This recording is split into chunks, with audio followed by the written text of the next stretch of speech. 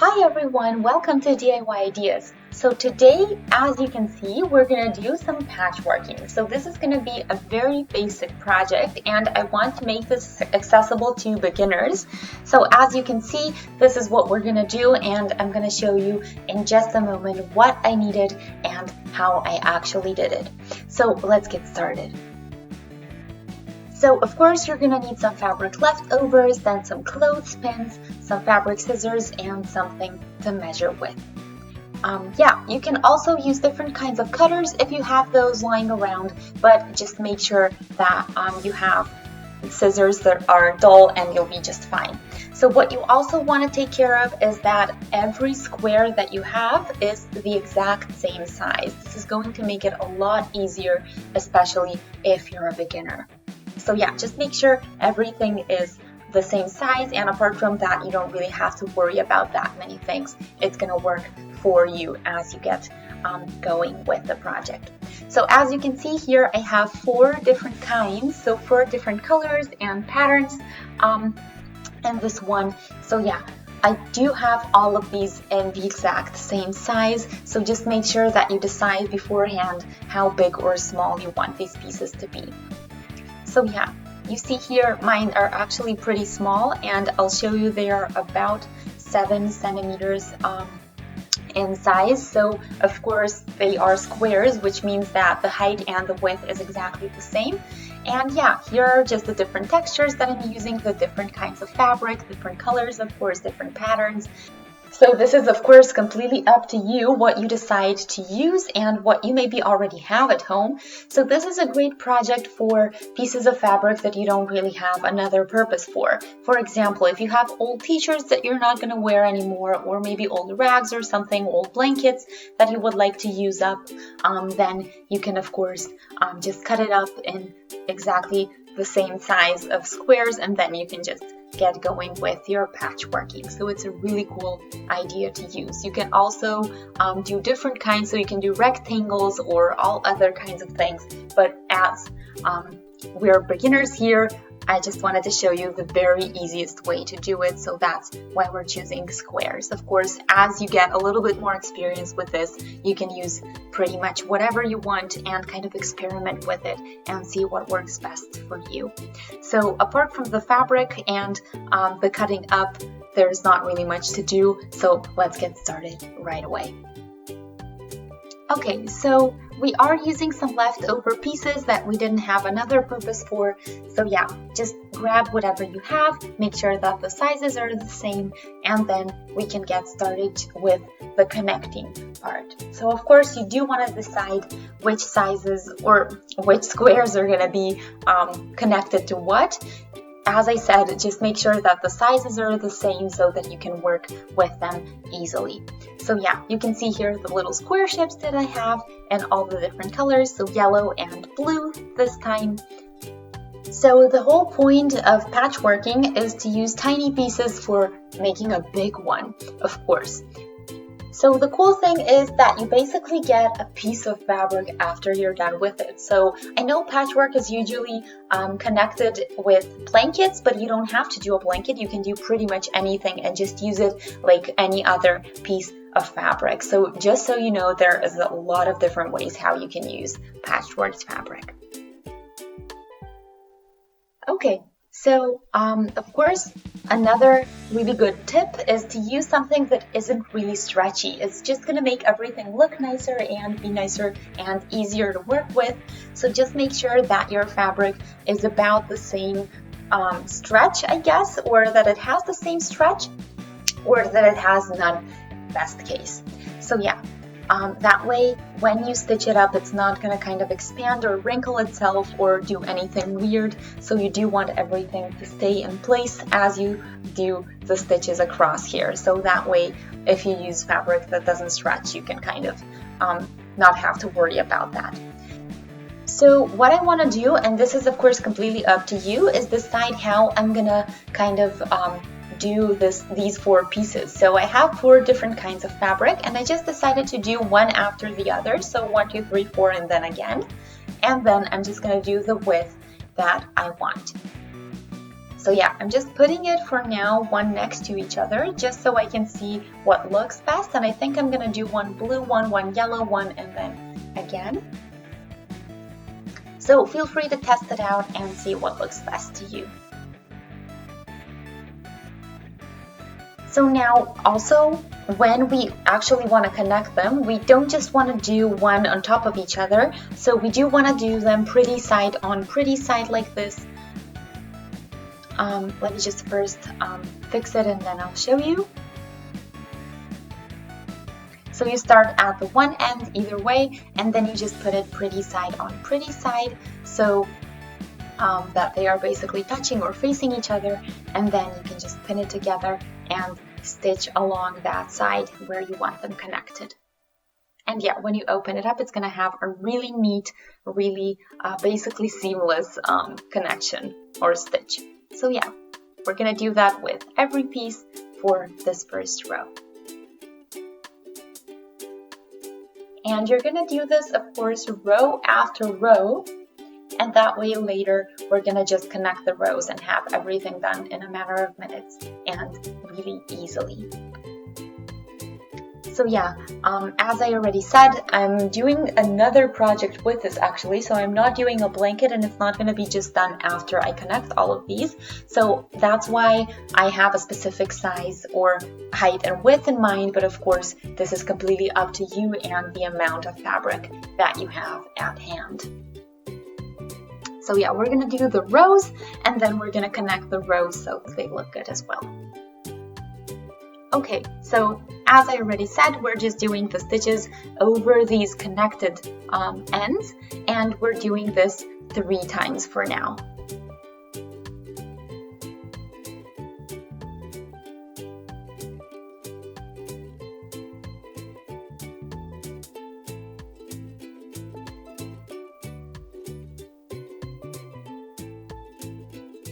Okay, so you see what I meant with not using stretchy fabric. So I actually didn't listen to my own piece of advice. And you can see here, it's kind of stretchier than the rest. And you can see how weird it looks for now. So it kind of looks bigger than the rest of these pieces. So now when I do the next row, I'm basically going to have a little bit more room where this stretchy fabric is. So I'm just going to kind of change up the way I ordered these. So this way you can kind of fix the mistake if you did the same thing as I did. So yeah, just make sure that the stretchiest fabric is kind of not always in the same spot so that you kind of have a nicer looking stitch and so that everything can kind of align in here. So yeah, that way it's going to look a little bit weirder, but we're going to make it work anyway, because if you did it the same way throughout the entire thing, it would just look not good. So yeah, this way we're kind of fixing the stretchiness in here. Yeah. So if you do have the same mistake or the same problem, you can definitely work with it. You just need to think about it a little bit more. And you can see here, yeah, it kind of looks a little bit bigger, but this is not too bad. It's going to look great in the end as well. So I'm going to show you when we get there. But for now, let's just continue with the little pieces and let's keep changing up so that we can kind of align these stitches throughout the rows themselves. So I'll show you anyway how you can continue regardless of if you have this problem or not. So a really cool trick to know as well, especially with big pieces, is just to go to the back side and take these little wings that we have left over, basically the leftover fabric on the other side of the stitch.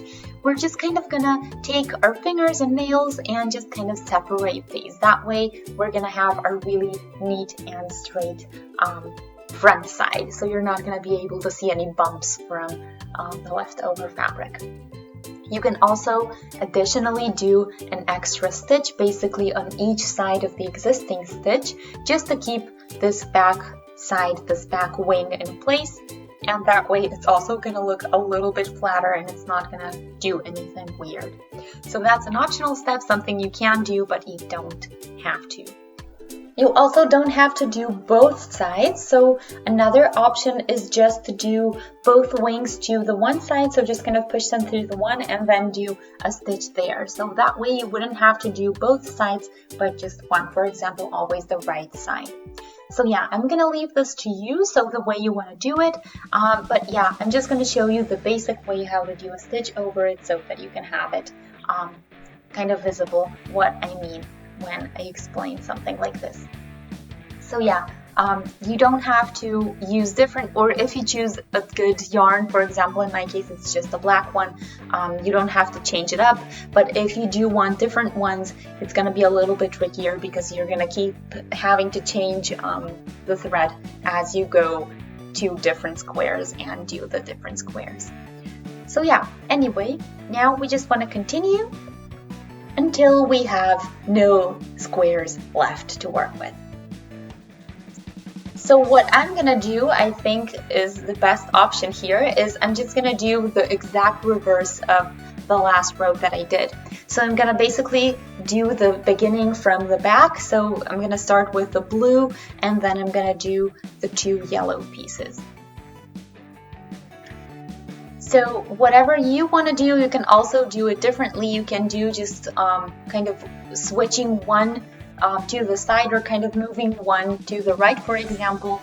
So this way you can see you're going to have kind of this diagonal look. So basically each box is kind of moving one step to the right each time. So you can see the diagonal kind of forming here with all of the pieces. And I think I'm actually going to do it this way so that I get a nice effect in the end. So yeah, you can do it completely at random.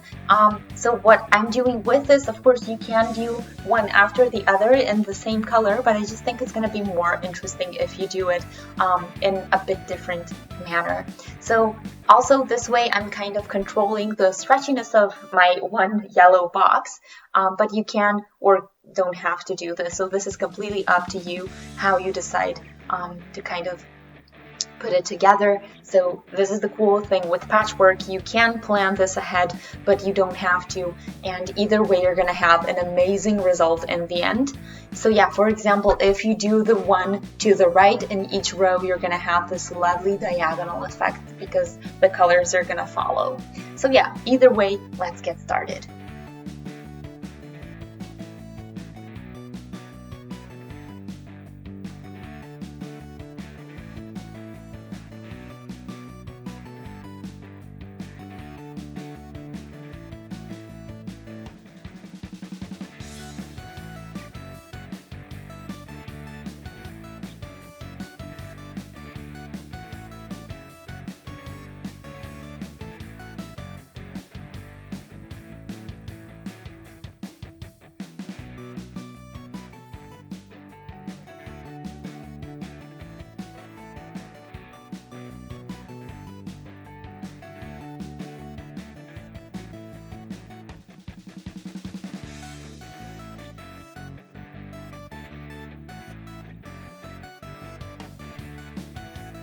So now that you finally have everything done, and also I would like to mention that this is not a project for impatient people, so if you would like to practice your patience, this is a perfect project for you. So as you can see, we have a lot of work done, so a lot of different stitches in here, or not different, but just a lot of stitches in here.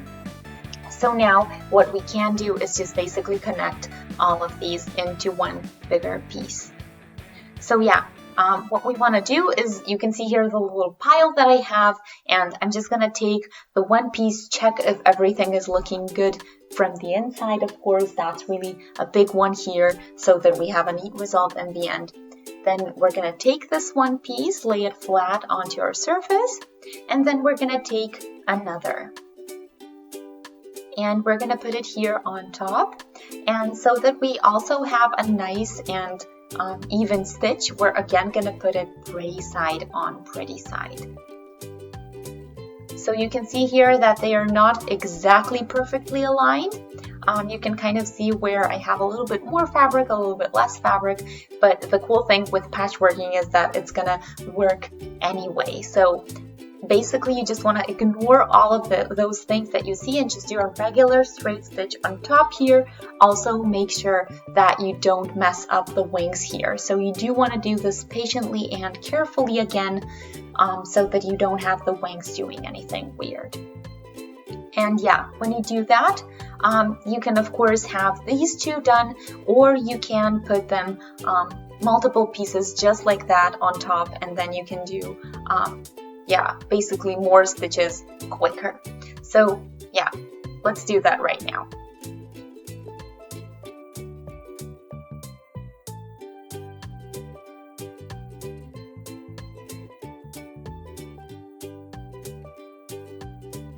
Okay, so now that I finished the rows, you can see what I have, and this is my finished piece. I'll also show you the back side. So the back side looks kind of chaotic, actually pretty interesting if you ask me, but we have all of these little leftover pieces of fabric from the back of our stitches. So yeah, the front is basically neat because this back is so weird. So we're keeping everything on the back, and the front is kind of straight and flat and neat looking. So yeah, this is basically what patchworking is. So this would be the back side of any patchwork that you see or do. So yeah, from the front, I think it looks really good, looks really neat, really interesting. You can see kind of this diagonal effect. So exactly what I meant by moving each box one spot to the right. Of course, as I said, this is not the only way to do it, so you can even do it all in one color or in two or a couple of colors, and then just throughout the entire project just have a couple of completely different pieces of fabric. So that can also be an interesting way to do. But what you want to do, you can do a straight stitch along the edges here to kind of have a done piece of fabric. So put a front and a back piece that are exactly the same, and then just have a blanket, for example, or maybe a throw for your bed in your bedroom or something like that. Or you can do a completely new project with this, which might be a little bit more complicated because of the back side and the way it looks, but I think it's still doable and actually a really interesting way to use patchwork in a maybe unexpected manner. But yeah, the squares are actually pretty cool. Although they're all the same, you can kind of see how so each one looks very unique. And yeah, this is basically patchwork. So any kind of a tiny piece of fabric that you have that's kind of put together, in my case, the little squares put together, is called patchwork. So I also wanted to show you what I have here. So I love to do patchwork out of old jeans. And you can see here that I don't have the exact same sizes or pieces in here. So you can see some are rectangles, some are very flat, some are actually not in a regular shape at all. And yeah, you can see here on the back how I did these extra stitches to keep everything flat and neat. So that's also an option. I just wanted to show you what that would look like, but not on the first project that we did. So this is especially great for a little bit sturdier type of fabric because it looks a lot neater and just looks really, really cool. Okay, you guys, so here is a third version, and you see here I actually don't have any shapes at all in here, so it's just random pieces that I put together. So you can do this in basically any way that you want. You can also do this out of leather or other sturdier materials. You can do this out of cotton, out of pretty much anything that isn't too stretchy so that it works and cooperates well. But yeah, you can see all you're gonna need is basically some time, some patience, a little bit of care as you're working with it, but it's a really simple project and anybody can do it. There are also many ways how you can use this. For example, I love to do different cushions with something like this. I just think it looks awesome and it's always super unique. So let me know in the comment section what your project of choice would be for a patchwork piece of fabric. Okay, you guys, so I hope you enjoyed today's basics patchwork video. If you did, you can let us know by shooting a thumbs up. You can also subscribe to our channel and that way stay updated with everything new that we post. You can let us know what you think, which one you like the best, what you would like to have done, or what you would like to see us do with a patchwork piece. And yeah, thanks for watching. I'll see you in our next video. Have a great day. Bye!